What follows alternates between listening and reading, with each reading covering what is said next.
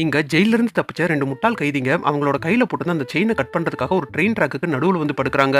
ஆரம்பத்துல இவன் தான் அந்த ட்ராக்குக்கு நடுவுல படுத்துக்கிட்டு இருப்பான். அதுக்கப்புறம் என்ன நினைச்சானோ தெரியல, கூட வந்தவனை எழுப்பி மாத்தி படுக்க வச்சுட்டு இவன் சேஃபா அந்த ட்ராக்குக்கு வெளிய வந்து படுத்துக்கிறான். இது கொஞ்ச நேரம் கழிச்சு தான் இவனுக்குமே புரியுது. சோ 2 பேருமே இருந்து சேஃபா இருக்கிற மாதிரி அந்த ட்ராக்குக்கு வெளிய வந்து படுத்துட்டு அந்த செயின் மட்டுமே ட்ராக்ல இருக்கிற மாதிரி வச்சுட்டு வெயிட் பண்ணிக்கிட்டு இருக்காங்க.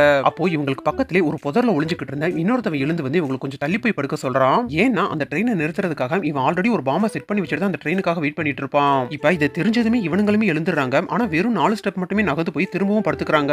இதனால கடுப்பானவன் இவனுங்களை அங்கிருந்து துரத்தலாமே எழுந்து வரான். ஆனா அதுக்குள்ளேயே அந்த ட்ரெயின் அங்க வந்துடுது. அதனால வேற வழி இல்லாம திரும்பவும் வந்து அங்கிருந்து அந்த பாம்பை வெடிக்க வச்சிடறான். ஆனா நல்ல வேலையா அந்த ட்ரெயின் டிரைவர் முன்னாடியே பிரேக் அழுத்திட இதுல அந்த ட்ரெயின்குள்ள இருந்தவங்க எல்லாருமே ஒருத்தர் இடிச்சுக்கிட்டு முன்னாடி வந்து விழுந்துறாங்க. இங்க என்ன காமெடினா, ஒரு பக்கம் அந்த பாம்பு வச்சவன் அங்கிருந்து எஸ்கேப் ஆயிடும். இன்னொரு பக்கம் அந்த ட்ரெயின் சரியா இந்த கைதிகளோட அந்த செயின் மேல வந்து நின்னு இவங்க திரும்பவும் மாட்டிக்கிட்டதோட மட்டும் இல்லாம ட்ரெயின் ட்ராக்குக்கு பாம்பு வச்சதா சொல்லி இவங்க பண்ணாத தப்புக்கு அடுத்த 5 வருஷத்துக்கு தண்டனையும் கொடுத்துறானுங்க.